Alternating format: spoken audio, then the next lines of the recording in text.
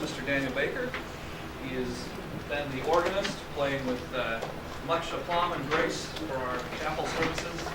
I frankly can't even fathom how he managed to learn that much music and play that much music, and all in the space of just a few days. But he does it every week at St. John's Lutheran Church, Oakwood in Oak Creek, Wisconsin, with Pastor Dale Rexon, where he also serves on the fellowship and evangelism committees.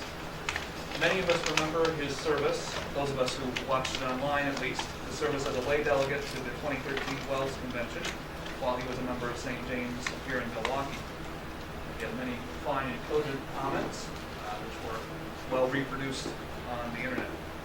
He's a graduate of the University of Wisconsin-Milwaukee, where he studied history, and is currently pursuing a degree in parish music at Concordia University, Wisconsin. He's been a church musician since 2009 and has studied and written extensively about the Lutheran liturgy, both colloquially and academically. Mr. Baker is serving as the music director and organist for our What Does This Mean conference, and will discuss the particulars of our various worship services, as well as the musical principles behind various facets of Lutheran worship. Hey. Good evening, everyone. Good evening. So I'm kind of planning for two different segments of this presentation. One is a formally prepared presentation on the Deutsche Messe. The other is I'm just going to kind of talk through a few aspects of the various services that we've done. But that's really informal. I was going to get that out of the way first, but I'm having some technical issues, and I just want to do this while the computer is cooperating. So, without further ado, I'm going to be talking about the musical hermeneutic of the Deutsche Messe. Now, some of you may be asking yourselves, what in the world is a musical hermeneutic, let alone a Deutsche Messe? So those of you familiar with biblical hermeneutics will know it's talking about interpretation, usually of the Bible, but when we're talking about musical hermeneutics, we're talking about the underlying rationale and principles behind certain musical decisions, compositions, in a liturgical context. But before we get more into that, we have to talk about the other term, the Deutsche Messe. Now, it may come as a surprise to some of you, but Deutsche Messe obviously means German Mass. Maybe not obviously, but it does mean German Mass. And in this context, we're referring to Martin Luther's German Mass, his translation of the liturgy into the German language. But it may come as a surprise to some of you to know that Luther's German Mass was not the first German Mass. In fact, vernacular Masses abounded in the period shortly after the Reformation. But the characteristic of these Masses were not to be desired. They were haphazard in the sense that they had no rhyme or reason to what they were doing. They were simply German for the sake of being German. In this way, they were reactionary. In some cases, they were actually legalistic. The people, the pastors translating the Mass, were doing it simply not to be Latin. They were going legalistic in the opposite direction of what the Latin Mass proponents were doing at that time. It was in this context that Luther himself was called upon to create a definitive German Mass, one that might be the standard bearer for the evangelical church. But he himself was hesitant to do so because he didn't want to promote legalism either. Because he knew if he created a German Mass, that would be, well, Luther said it. It's like the question we had earlier, we're Lutherans, does that mean anything Luther says goes? Well, if Luther creates a Mass, that's the Lutheran Mass no matter what, and he didn't want that attitude. Beyond that, he wanted it to be excellent. He didn't want it to be reactionary and haphazard like the Masses that had come before. So he took his time. So it wasn't until October 29th of 1525, on the eve of the Reformation essentially, some 8 years after the beginning of the Reformation, that the first German Mass was actually celebrated in Wittenberg. And even then, this Mass was more of a test run, because the Deutsche Messe wasn't published until 1526, the beginning of the new year. Before we get more into the particulars of the German Mass, I think we need to ask ourselves what the Mass period is. And in doing so, we have to come to the realization that there are two kinds of Masses when we talk about the word Mass. There's the papal Mass, which is what most people think of when they hear the word Mass. We don't really use that word anymore. And then there's the evangelical Mass. That's our divine service. When it comes to the papal Mass, Luther wrote that the Mass in the papacy must be the greatest and most horrible abomination, as it directly and powerfully conflicts with this chief article of justification by faith alone. And yet, above and before all other popish idolatry, it has become, and it has been, the chief and most specious. And yet, at the same time, the Augsburg Confession says, falsely are our churches accused of abolishing the Mass, for the Mass is retained among us and celebrated with the highest reverence. The Mass is to be used to this end, that the sacrament may be administered to them that have need of consolation. The Mass is such a giving of the sacrament. So essentially, when it boils right down to it, the difference between the papal Mass and the evangelical Mass can be distilled to the difference between faith and works. The difference between this faith and the righteousness of the law can be easily discerned. Faith is the divine service which receives the benefits offered by God. The righteousness of the law is that which offers to God our merits. By faith, God wishes to be worshipped in this way, that we receive from Him those things which He promises and offers.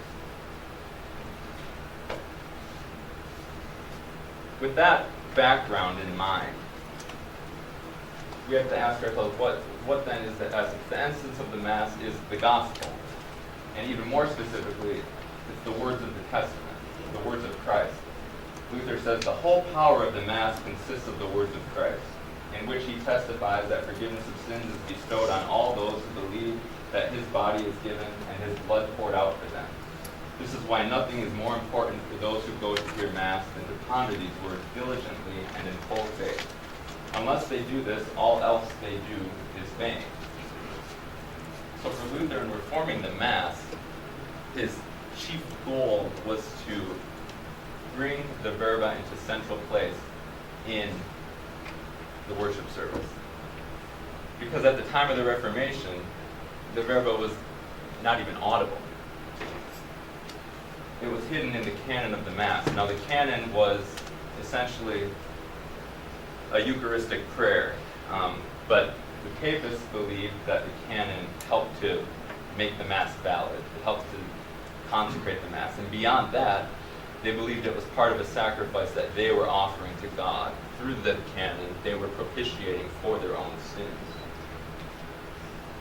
And in the middle of all this, the priest whispered the words of institution, the verba, the words of institution, at the middle of the canon. So it was just a giant silent prayer, essentially, that the priest spoke while the choir was singing and other things were going on. But the words were hidden. Luther compared it to the Ark of the Covenant being hidden in the idol temple of the pagan god Dagon. If you might recall that story from the Old Testament that occurred. So as the core of the Mass, like Luther believed it was, he wanted it to be proclaimed again. He wanted it to be audible. He wanted it to be front and center in his liturgy.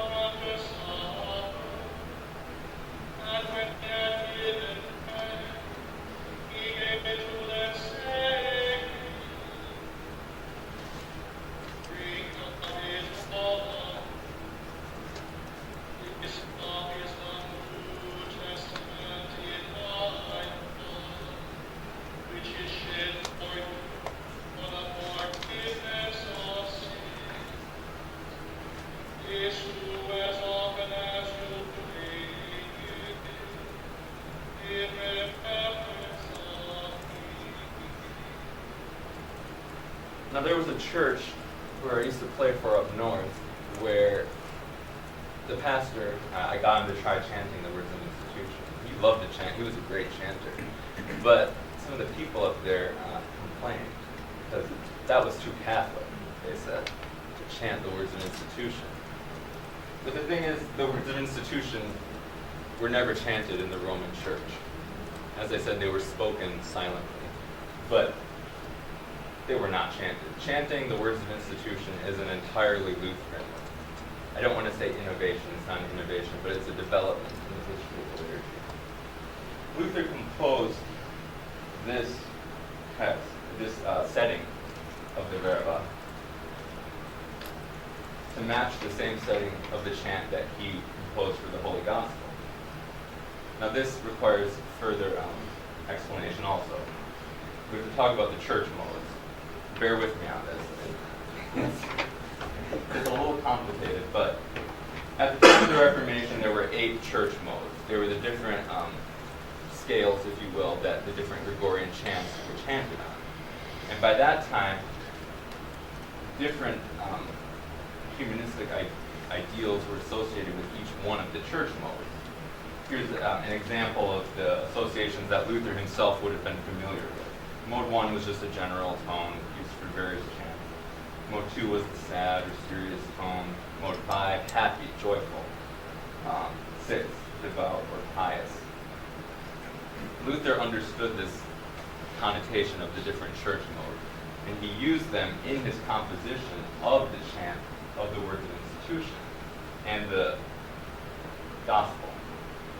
So the church mode that the words of institution and gospel start on is the 5th church mode, which is the Lydian mode, which evokes happiness or joy. Luther wanted to portray that Jesus is a happy Lord. In the Roman Church, there was an idea of Christ as a wrathful judge who was looking down on us. We have to go to Mary, we have to go to the saints for mercy and peace. Luther wanted the people to understand, no, Jesus, you can go right to him. He's there waiting for you with peace and mercy and love. In the gospel, that's where we find it. That's where we find forgiveness. That's where we find Christ. But even more than this, to isolate the voice of Christ even further, when a new character is introduced into the chant of the gospel, it jumps up a third to a C. The reciting tone is A, that's the 5th mode. It jumps up a third to C. Then when Christ is introduced in the text, it jumps down a bit to F, which is the 6th church mode, associated with devoutness and piety for Christ our Lord. This further isolates the voice of Christ. Luther's desire was for Christ's voice to be immediately recognizable in the ear of the people when he was speaking during the divine service, whether in the gospel or the words of institution.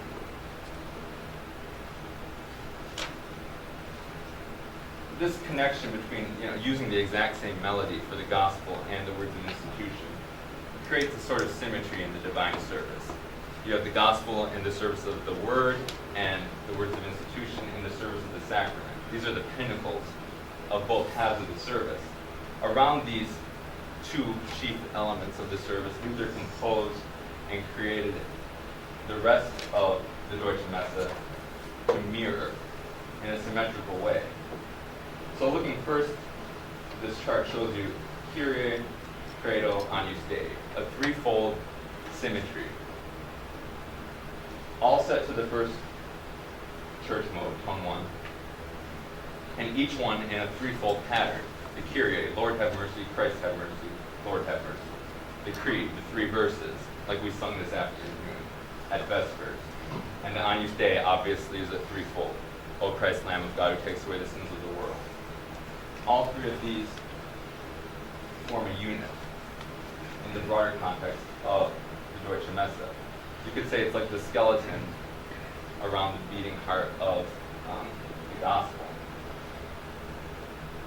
More than this, the Kyrie and Agnus Dei have an intricate connection as well. Luther composed the Kyrie to match the Agnus Dei we're familiar with in the common service.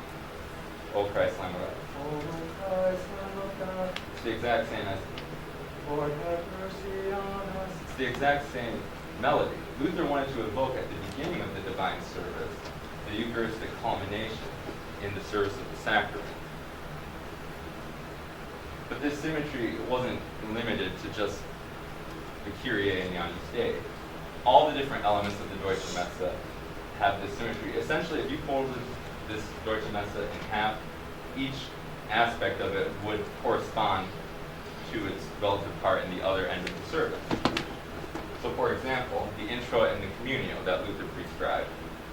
Now the original Deutsche Messe, published in 1526, had an intro in Psalm 34, which historically has been associated with the Eucharist to begin with. O taste and see the Lord is good. In a later edition of the Deutsche Messe, he added Psalm 111 as a communio to follow the Agnus Dei, which obviously is also Eucharistic. Both of these share the same church mode as the Kyrie and the Agnus Dei. The one, the intro, precedes the Kyrie, the Agnus Dei precedes the communio. Again, if you fold it on top of each other, it would create a symmetry. More than that, the Gloria and the Sanctus were composed to complete this pattern. The Gloria precedes the Gospel as a song of acclamation.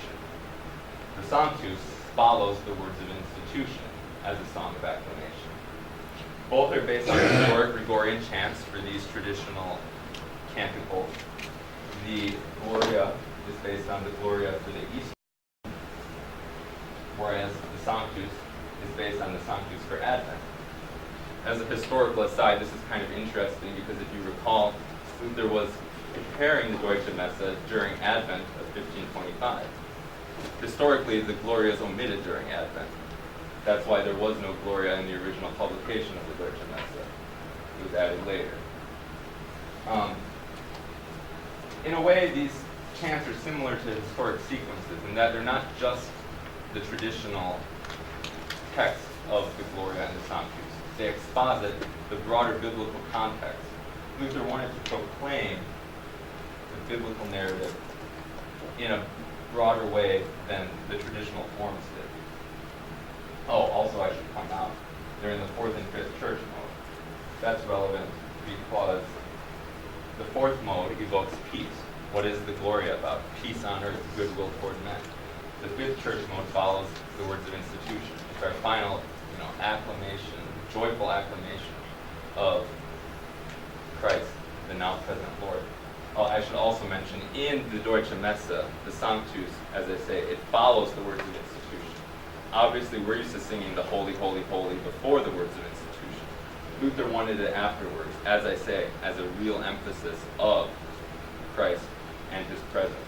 He even prescribed that the Eucharist be elevated at this point to really emphasize the real presence of Christ, and that he is the true God, whom the seraphim adore, and he is now present on our altar. Just one more time, if you want to look at how the symmetry works. As I say, fold it over, they line up. It's really ingenious, but the overall music. Oh, sorry, go ahead. Oh, I didn't mean to interrupt you if you want to finish that. No, but that's fine. A very interesting observation here is that Luther may not have thought this up on his own, because this is very similar to what we see in the Hebrew in the Psalms, because Hebrew poetry often has an A, B, BA, or A, B, C, BA type of arrangement. And I'm curious to know if in your research you've turned up anything where Luther addressed that as his inspiration for doing the worship service this way. Nothing that I've seen, though that would be an interesting contention, especially as Luther was an Old Testament scholar, but I don't know that for sure. All right, so getting back to the idea of a hermeneutic. What is the overall hermeneutic? Luther wanted, as I said, to bring the gospel back to central place in his Mass. Overall, what is that central gospel for the Lutheran Church? It is justification by faith. Through bringing the Verba back to the central place, having it heard, having it sung, he was delivering forgiveness to the people. It was no longer a work that they were doing. God was coming to them. God was giving them his gifts. Some conclusions we can draw from this. Luther was not a liturgical hack. That idea is prominent today in modern academic circles, that Luther didn't know what he was doing, cut out parts of the service, He added all these, rhyming canticles instead of the traditional forms. But there was a deliberate, intentional methodology behind what Luther did in the Deutsche Messe. As I mentioned at the beginning, he developed these things for years. He didn't rush into this headlong. He knew what he was doing.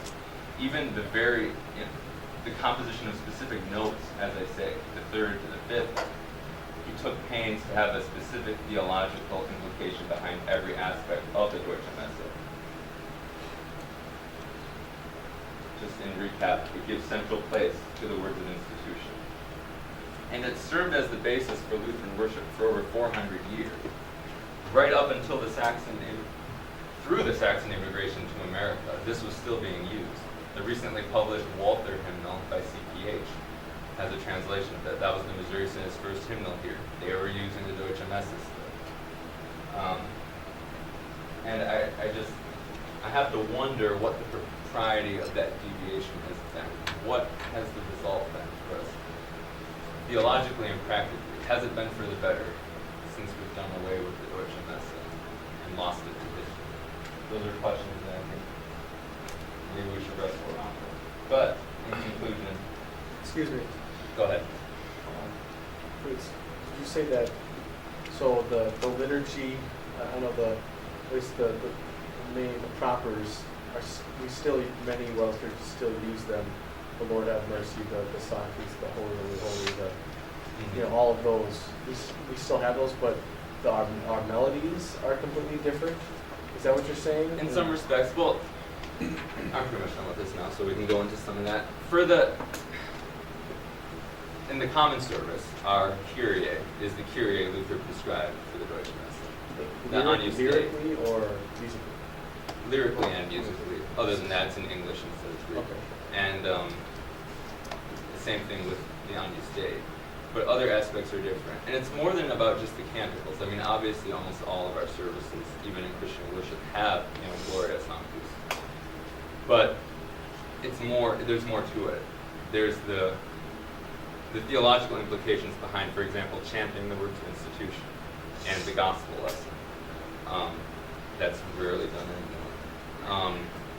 But even the ordering, like the Sanctus following the words of institution instead of preceding.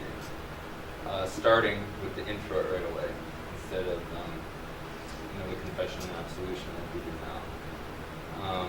Using the Lutheran versions of the canticles, like All Glory Be to God on High, that we sing at the opening service, or Luther's All Glory Be to God Alone, which we'll sing at the closing service.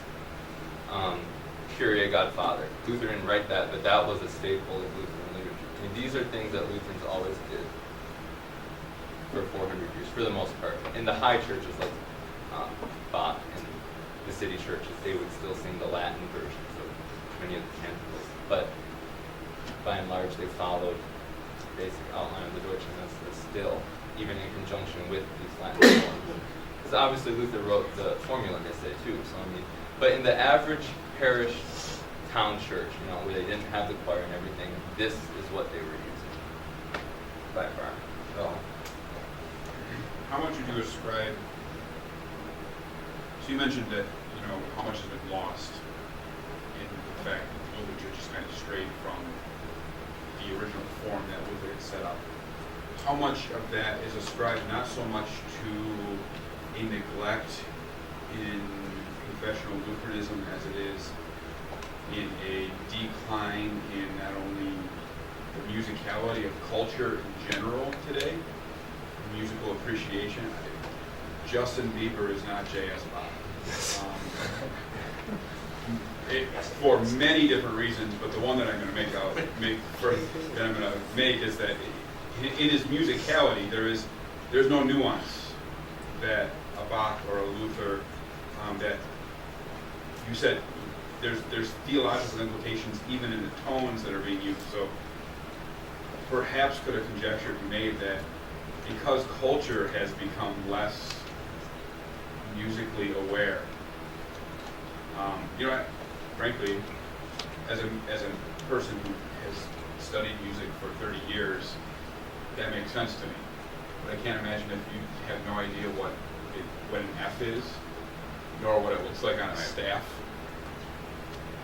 Doesn't matter how theological it is, I don't think that people would understand. No, of course. And even in, Luther's day, I don't think the average peasant would have known those things. No, but they learned through song, and through they were a much more musical culture. You ask a family how many sing their kids a substantial lullaby at night, not just some Veggie Tale song, but an actual hymn. I totally see where you're coming from, and I think that conjecture you're making is definitely maybe behind some of just getting rid of liturgical worship altogether in modern church. But when it comes to the Deutsche Messe, and it's, falling into disuse, I guess, in the Lutheran church, that happened earlier than I think. Okay. It happened really, in my opinion, the culprit was the transition to English. When we translated into English, by and large, we just wholesale copied Anglican liturgy because it was already there and available for us. That's why in the commentaries we have the Anglican chant for it, things of that nature. But no, that answers my question. That yeah, the change took place long before Justin Bieber was a twinkle in his mother's eye. correct. Yeah. I think it's just the result of this coming to America, essentially. It was a real sense of trying to become an American church too, at the beginning of the 20th century, which also affects some of these things. But I know some people who say that they can remember singing Deutsche Messe in German, even as recently as the last century. So, of course, in our Lutheran hymnal or Christian worship, we borrow from, say, Anglican sources, specifically like our Gloria, glory be to God. Right. But, my understanding, and maybe I'm wrong, because I'm not educated in this way, but my understanding is a proper translation of the Latin Gloria. My understanding, but it's it's an English. It's an English Yeah. translation, certainly. But I would say that Lutherans, as a whole, took and made it their own, whereas previously it was very Anglican or Episcopalian. You might hear an Episcopal church do it today. But I would say, in my experience as a whole, most of the time I've heard it, and I've gone to Episcopalian services as well before, is in a Lutheran church. It's like we took it and made it our own, to where it fell into disuse among other church bodies that it may have originated out of, but we've made very good use of it, and I would say it probably continues to be the most popular in our churches. Sure. As a whole. No, you can definitely, discuss the wisdom of using one form or another. I guess my point in this whole presentation is just that this is the Lutheran prayer. Was, I should say. And I guess just thoughts to ponder, in regard to what we do now as opposed to what was done in the centuries past. So, like Pastor Silo, I'm a believer. And I'm curious to know if there are people in this group who can identify a trend in popular music today that will produce the same quality of emphasis that came out of what Luther produced. And I've read over the years, like if you look at popular music, there's actually only like 5 notes that they use. There's all these different things that people use to contrast it with the, romantic and classical period, certainly the Baroque period. But, what is there anybody out there who's trying to do something like this in contemporary worship? And if there is, do we even want to pay attention to that? I know it's a loaded question. It's like a shotgun about ready to go off. But I think it's an important question to ask, because I personally don't see that this type of emphasis is part of any modern music that's being written for the church. Nor do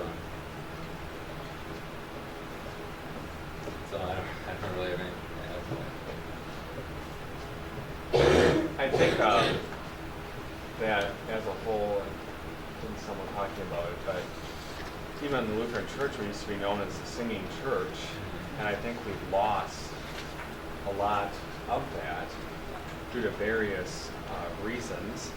I don't know if in a lot of our schools that children are even taught to read music anymore. Now, I think at ours, they're taught the fundamentals, but then their parents don't know it, so they go home, and if they don't have piano lessons or voice lessons, they kind of lose that.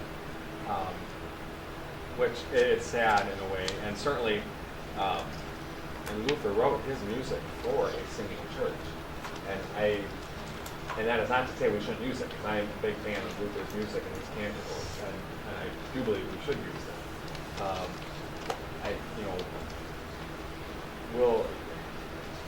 I think it's a challenge to educate that next generation of in proper, even simple music. Musical, I don't know, kind of. I definitely agree. You got to start with the young children. I mean, people always think, oh, children can only sing Jesus Loves Me, the ideally, and that's all they can handle. But I know from experience that children can learn to sing chorales, and they do. That's the other thing. The Deutsche Messe isn't the only thing we've lost. We're losing the chorales. And God bless her, Catherine Winkworth, translated many of our chorales into English, so we have a lot of them, but many were lost. I mentioned Walter's hymnal earlier. If you get that, the quantity of chorales in there that we no longer have in our hymnals, they're unfamiliar to me. And, so it's... Yep. I was going to say the same thing. In that transition from German into English, would you recognize so they come into needing an English service. I wonder, was the Deutsche Messe translated immediately, like Luther's Sanctus or his Gloria, or did they have to wait a little bit? And so in the meantime, we're going to use already in English setting of the Mass, of a non-Roman Mass. Right. But then the same thing happens with the hymnody. And probably the reason that we, especially noticeable with our Christmas hymns, how the most popular and well-known Christmas hymns are all the Anglican ones. Even though, and there's some good ones among that. Sure. But the Lutheran ones are far and away theologically more substantive than that, and we're still dealing with them. Probably there was a gap, and it took a while for those to be translated. And I wonder if that's the same thing with the Deutsche Messe. It didn't get translated right away. Yeah, go ahead. I'm actually not.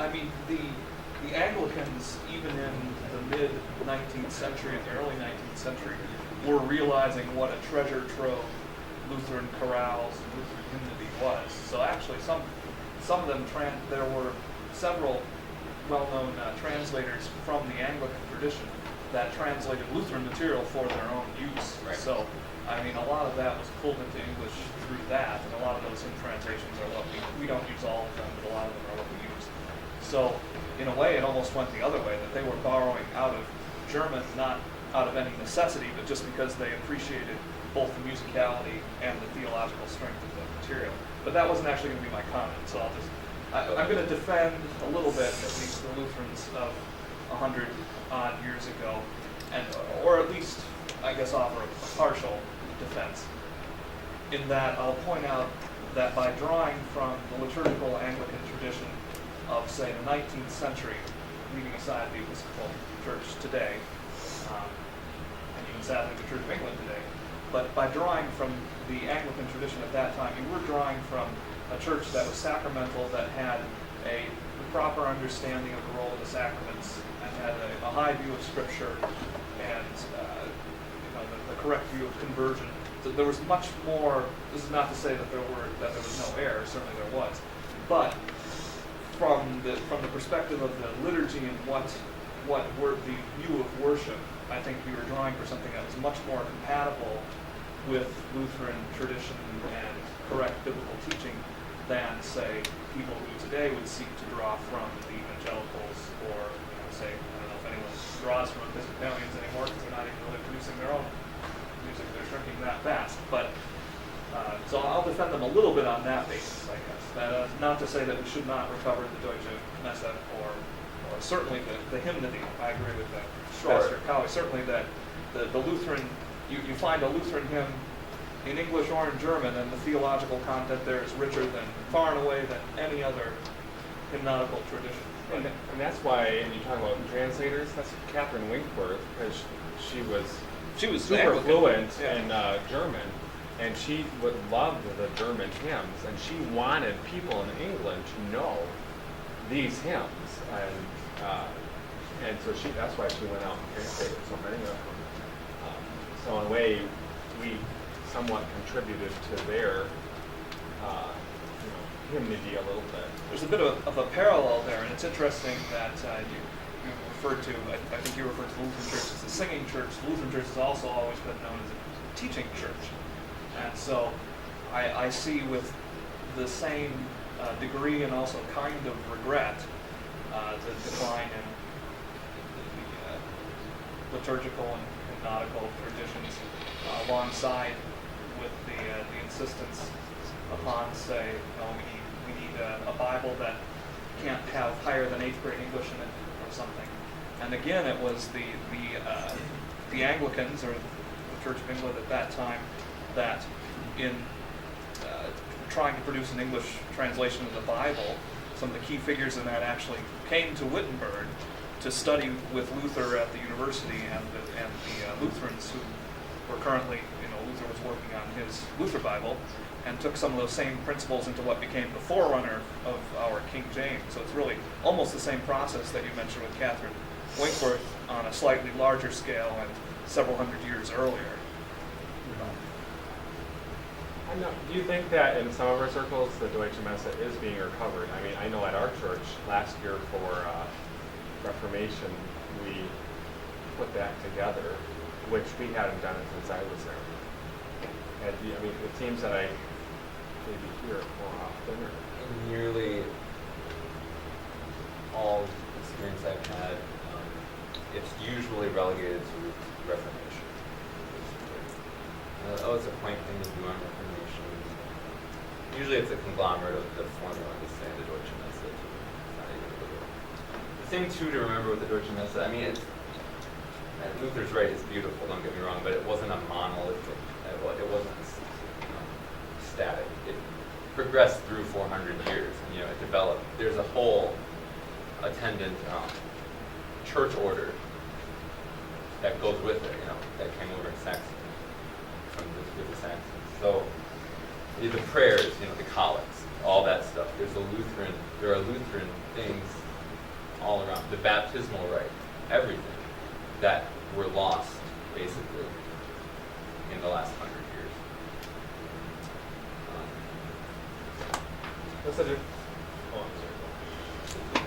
So to emphasize Joe's point, what we saw in the middle part of the last century in the Lutheran hymnal with the adoption of some of these things was also the adoption of some pietistic theology. And so this is history should always serve as a lesson to anybody that wants to do anything. And that is that as soon as you adopt a form, you run the risk of adopting any of the baggage that comes with the form, whether it's good or bad baggage. I don't think we didn't acquire pietism from the Anglicans, though. Yeah. We came No, by that. We came by that honestly. Yes, there was we did. a pietistic, But there was a it doesn't. pietistic strain in the 18th century Germany. That's where that comes from. So.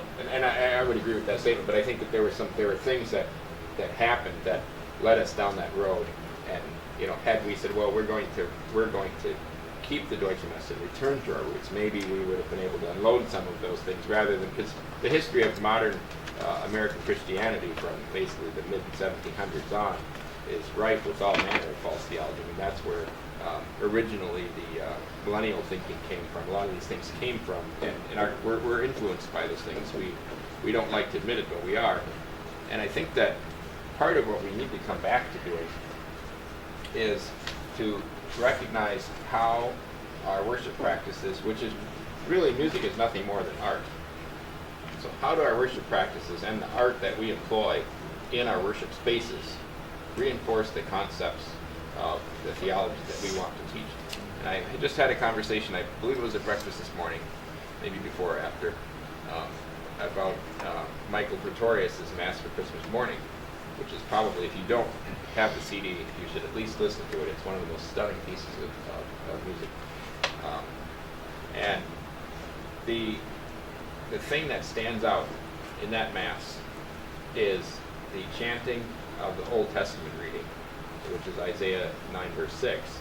And I remember listening to it in the car, not having the folio in front of me. I sort of know where I am in the worship service, and that reading came in, and I could hear the German that he said, Isaiah, but then I knew exactly what passage it was because of the emphasis that he was able to place in the chant on every single name that was given for Christ in that verse.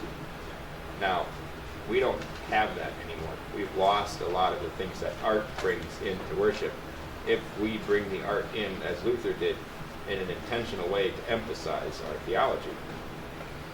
And so I think that the discussion that we want to continue to have, and maybe have at the next worship conference and find a way to facilitate, is what can we do to restore the good use of art in the divine service, to bring back the emphasis on these things. Well, to that end too, I mean, I'm a firm believer in the principle of, the law of prayer is the law of belief. And the way you worship will affect what you believe and how you believe it. And I have nothing, I'm not here to bash the Anglican Church, but it's not the Lutheran Church. And when you start worshiping like an Anglican, you lose your Lutheran piety. And I think something was lost when we stopped worshiping entirely like Lutherans. What's the difference between the formula and the say and the questions? Is something for you can both really? Well, the formula we say obviously is in Latin, so that's a fundamental difference. But there's a preface in it still. Okay, So whereas the Deutsche Messe is just an exhortation. But the formula and the say follow more what we're used to in the English as far as order of service, or would it be more? Somewhat. Would be closer to the. In regard to what Scott said about recovering the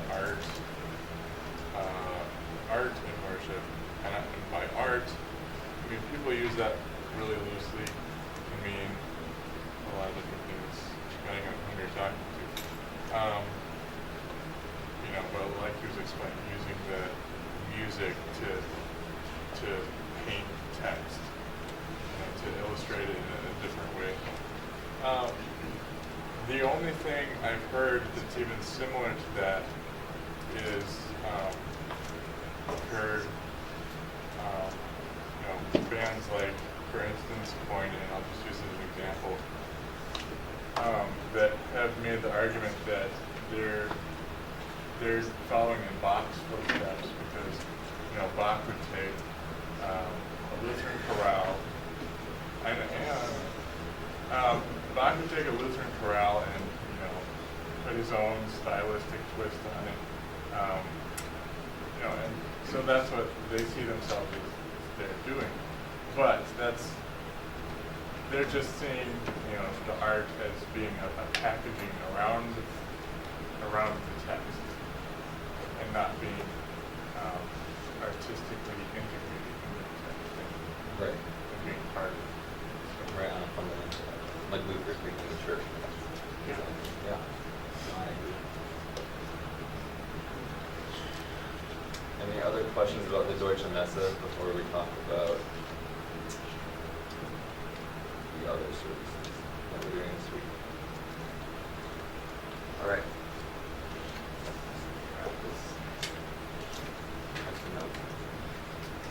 But in general, the services, as you've maybe noticed so far for this week, are all based on one of the chief parts of the Catechism.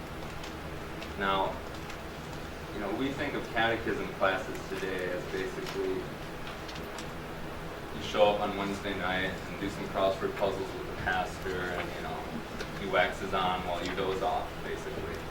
And like Chester mentioned at the other presentation, you know, our familiarity with the Catechism basically starts in 7th grade when we go to confirmation class. We don't have that association. But in Luther's day, they did not have confirmation class. They had catechism services. And the ones Luther developed actually are pretty much exactly like what we're doing. It was our Vespers, you know, and the sermon was about a chief part of the catechism, and they sang the catechetical hymn related to it. But later Lutheranism actually developed a specific liturgy for the catechism service that would be done Sunday evenings after the main divine service. And it's a regular church service that the congregation is corporately participating in. The children learn through the preaching of the Word. That's primary instruction in the Word took place in the sermon. That's what the sermon was for. There were not Bible studies and Bible classes. There was the divine service. There were sermons. There were midweek services where sermons were preached. People were taught that way. So that's kind of what we've been going for with these services, is to kind of invoke that idea of Lutheranism not just as an academic, you know, idea, but as a lived theology, a practiced theology. So you'll see that in pretty much all the worship services. But in particular, I just wanted to briefly talk about Luther's catechism hymns, which we're singing at each of the services. For each part of the catechism, Luther composed a specific hymn that goes along with it in order to essentially teach children, help children memorize and learn the catechism. He writes in the preface of the large catechism, when these parts, the parts of the catechism, have been well learned, you may, as a supplement and to fortify them, lay before them, the children, also some psalms or hymns, which have been composed on these parts, and thus lead the young into the scriptures and make daily progress therein. He's talking about this catechism, which he composed. So in the first service, today we went through the 10 Commandments, and we sang the 10 Commandments are the law, or these are the Holy 10 Commandments. Which interestingly, Luther composed that melody. He didn't write the melody. The melody's based on a pilgrim hymn that pilgrims would sing when they were traveling to Jerusalem to visit holy shrines. So it had that connotation of, essentially it was a prayer for grace while they were traveling. It had that connotation of pilgrimage to it. So Luther kind of twisted that and invoked the idea of the life of sanctification as a life of pilgrimage. And he exposited each of the commandments in that way, in the same way that the catechism, he wrote it before the catechism, but he uses a lot of the same verbiage. I mean, you can tell that he was drawing on the same ideas when he wrote it.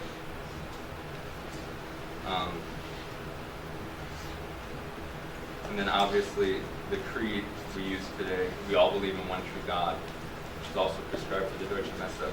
Luther rewrote an older Latin sung creed, but he intended it for liturgical use. You know, some people will say, well, that's a nice thing to sing on Trinity Sunday, but he intended it to be sung as a creed in the divine service. This is indicated by the fact that he made it, we all believe in one true God. The traditional Latin is, I believe in one God, you know, credo. That's I believe. He changed it to we believe.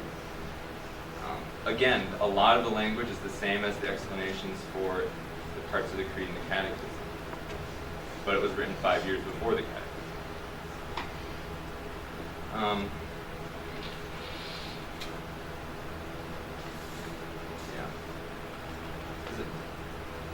The other parts of the catechism, I don't want to go over the rest of the things right now, but does anyone have, I guess, any general questions about the liturgy, or like why we did a certain thing in one of the services, or just any general liturgical questions you wanted to ask about anything?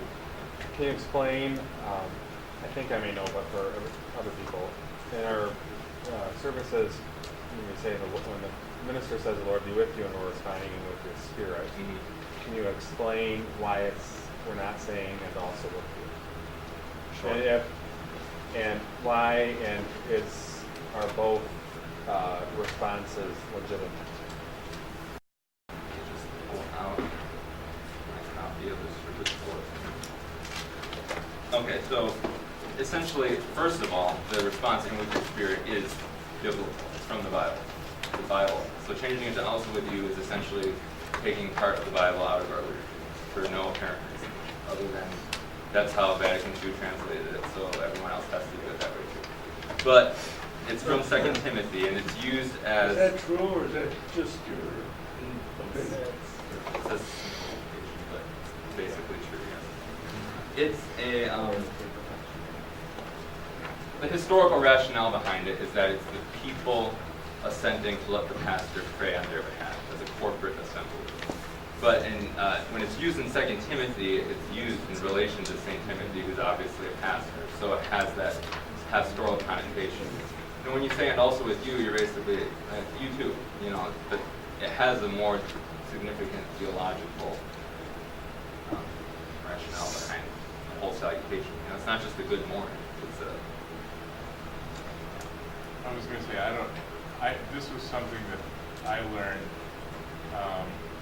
in a history class at Bethany, because our professor was really into the history of liturgical rites and vestures and things like that.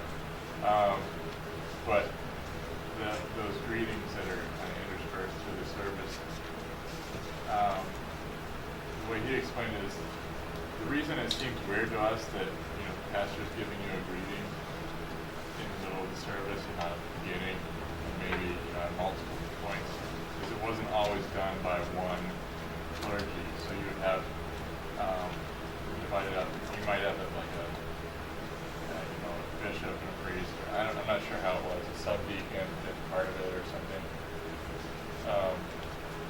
So when the other clergy comes out, he gives a greeting. I kind of sometimes wonder, if there's a reason that we still keep those in the liturgy when we're only using one clergy. But there's some that argue that this was marking a different part of the liturgy. I don't know. Do you have any thoughts on that? Nothing that I feel competent to say definitively. Anyone else?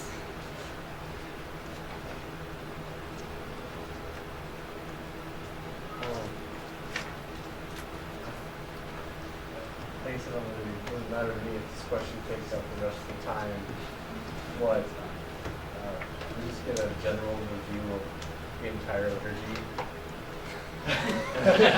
Okay, well, first of all, I guess that's a question. Is what we did in the opening service, is that English version of the Deutsche Messe? In a manner of speaking. In a manner of speaking? The thing is, the closing service is probably more, I guess, more representative. But the opening services, like I said, it's not like the preface was totally done away with, for example. They still did on chief festivals. It's pretty close. Like I said, we did the Lutheran Kyrie, the Lutheran Gloria. Those are,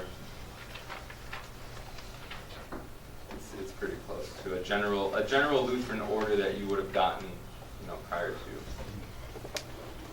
to 100 years ago. I'd say that the closing service is a little closer, but only like this would be something they would do, like a setting like this where we have a choir, we have the resources to do it. So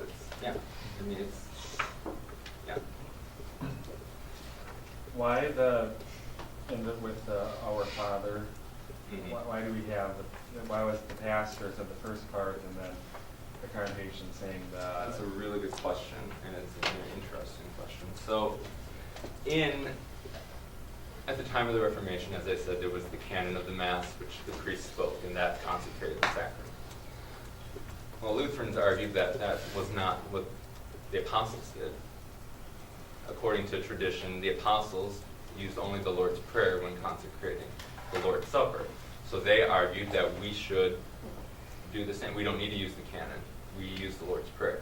And that's where that idea came from. And that's why we use just the Lord's Prayer. Lutherans historically have used just the Lord's Prayer, not a Eucharistic prayer, for that reason. And then as far as the sung response, the doxology isn't traditionally part of, in Lutheran use. Like, it's not in the Catechism, the doxology, but there's historical precedence for the congregation to chant that as a response during the communion liturgy. So that's why. Basically, when the pastor says, "Our Father who art in heaven," that's his way of consecrating. Not consecrating, but it's his prayer, essentially. Okay. You know, it's a prayer. It's our Eucharistic prayer, if you will.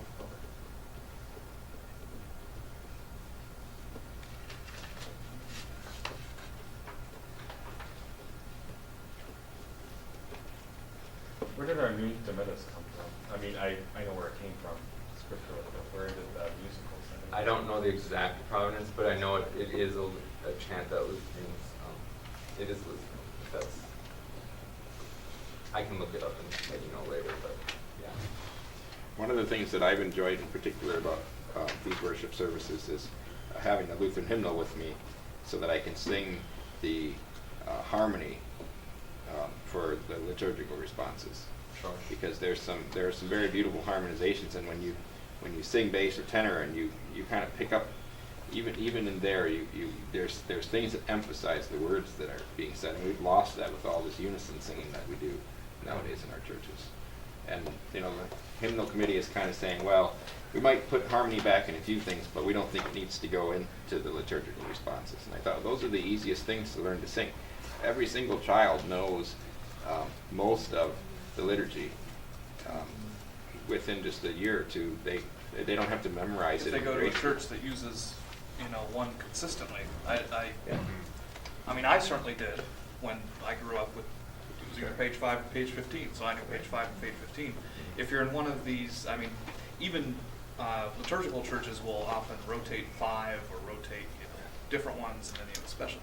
And I wonder, without the repetition, really is kind of the mother of learning, and without that repetition, I wonder if we're really instilling not only the music but also the words quite as strongly as had been done in the past. And I think we discount about people say, well, I'm bored, or I think that's stupid, or whatever. But there are things that you can do throughout the course of the church year, and to make the common service interesting, as if it weren't already. But for example, during Advent, I like to replace the Sanctus with the singing of hymn 267, Isaiah Mighty Seer in Days of Old. And I've had a male cantor sing that hymn before.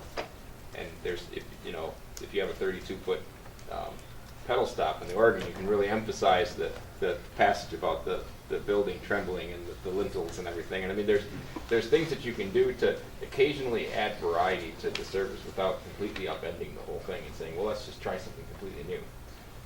And I don't know what people's opinion is on page new settings, page 6, which actually is Divine Service 2 in the supplement.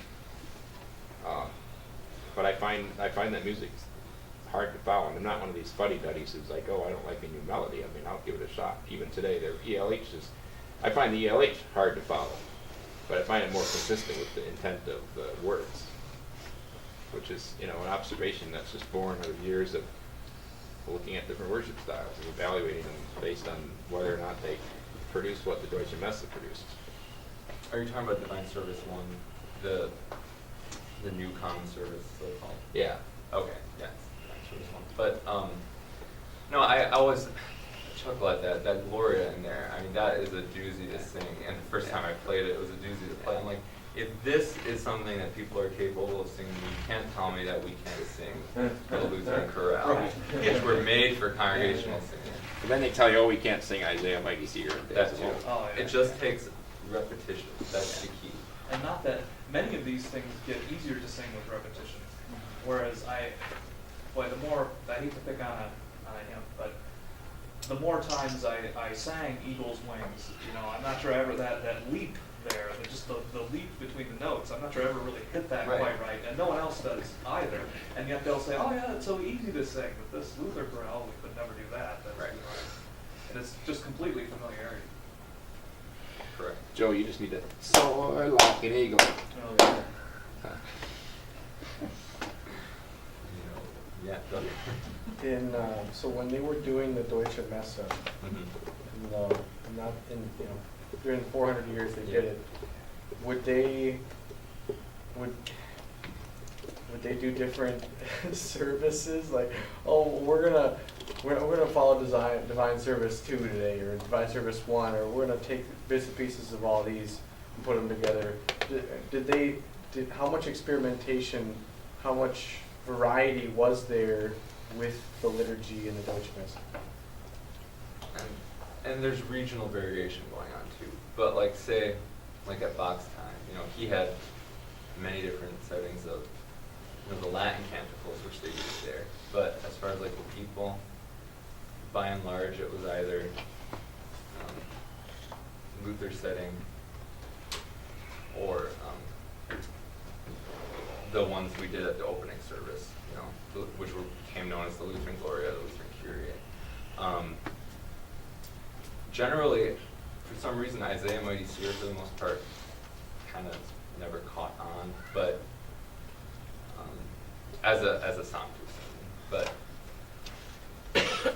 so there was a lot of variation. But the key, and this is what rubs me the wrong way a lot of times, is that there was textual consistency in when they used the varying settings of the traditional Latin canticles. They didn't just change the words around. And that's something Luther is adamant about in the preface to the Small Catechism, is stick to one text all the time. Don't change it. And this modern mentality that like every 5 years we need to update our translations of things is completely counterintuitive to the Lutheran paradigm, that worship's supposed to be didactic. Being that my in-laws are Roman Catholic, and so attending some of their services, what I do appreciate is that although they have a variety of settings of music for their canticles, generally it's always the same words. Mm-hmm. Right. So you can do all sorts of different music, but it's always the same words. You don't have to learn, you don't have to really think about, okay, now is it going to change here? It's always the same. Unless it's a festival setting, maybe it might be different. But in general, it's always the same. Well, which I really appreciate. part of it too is that when there would be different settings, it would be usually choral, and it's the choir is doing it, so you can meditate. But again, on the same words that you already know. Mm-hmm. Whereas the congregation, it was basically, like I said, Lutheran Kyrie, Lutheran Gloria. That's why they were known as that. It's just the way it was. So, what should we? I had a crash course sometime at MLC on what the liturgy has been, and so I believe there are 5 propers, correct? Mm-hmm. What are the things that we would like to keep the same? Or like lyrically, I guess. What are the words we want to keep the same? I would say essentially the entire ordinary, whatever like. Those are the 5 ordinaries. Essentially, yeah. Okay. Right. Can we define 5 ordinaries? Yeah, for yes, The those who- Kyrie, which is, Lord have mercy. The Gloria, glory be to God on high. The Creed, I believe, God the Father Almighty. The Sanctus, holy, holy, holy, and then the Agnus Dei, Lamb of God.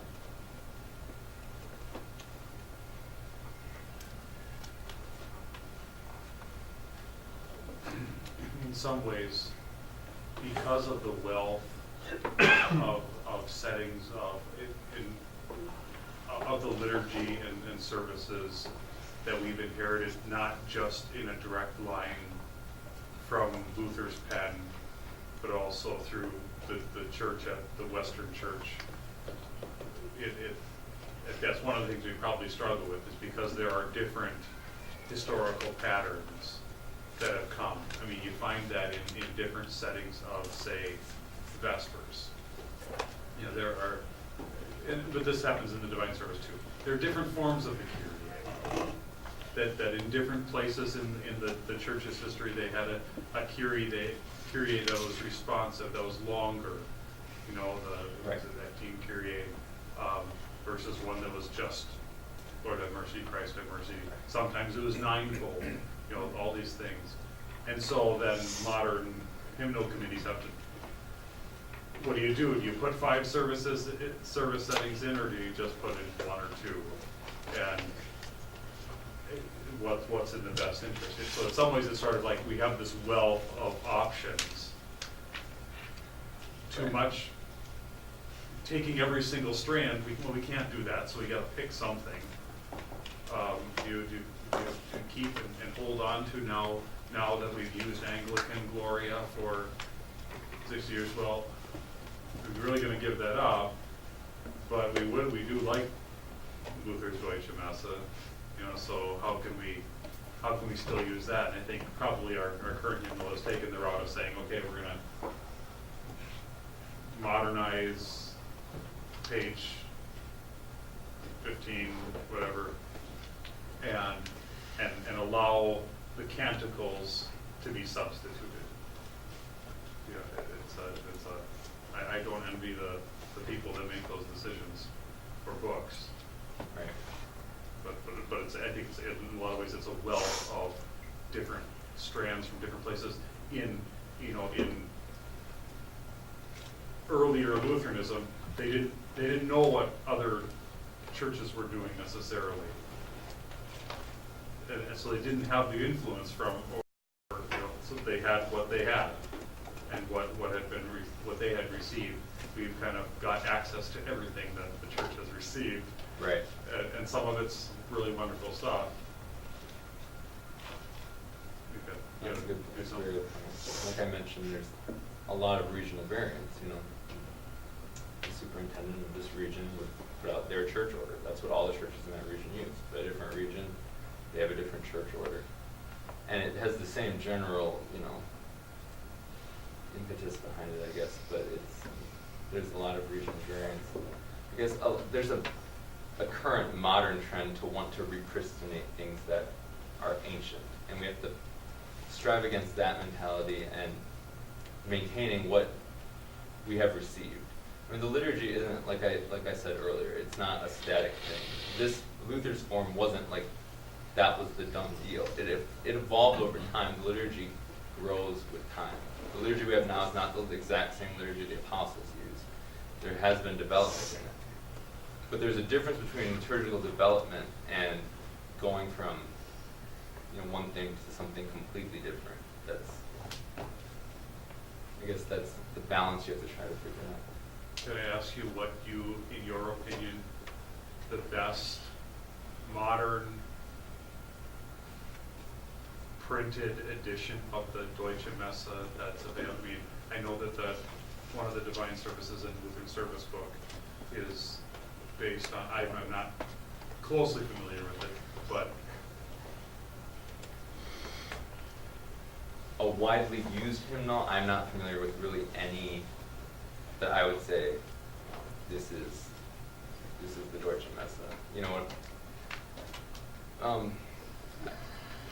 Like I said, Walter's hymnal, but again, that's more of a. You can use it, I guess, but ELH also has a chorale service in it as well, which is in our fellowship. So. Do you think the ELH version or the LSD version is the superior? And I forget which number it is in LSD. 5? 5. Yeah. So is the ELH chorale service closer or better or whatever metric you want to use than Divine Service 5? Or? My biggest issue with Divine Service 5 is that it kind of muddles up the service of the sacrament in such a way that it takes Luther's exhortation and makes it into sort of a Eucharistic prayer. And I think really one of the greatest things in Luther's Deutsche Messe is that exhortation, the Lord's Prayer, the words of institution, and singing the Sanctus afterward. So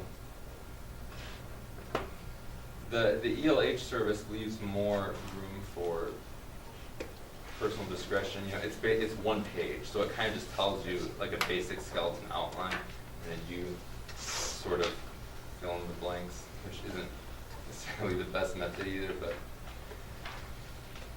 just overall, I would say that I think personally, the ELH, Evangelical Lutheran Hymnary, that's our sister synod, the ELS's hymnal. That's probably one of the best English language hymnals that you can get today. I would be confident using its resources.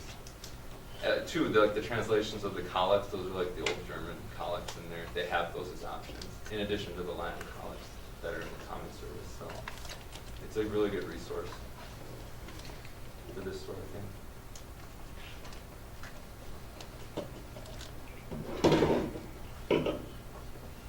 Any other questions?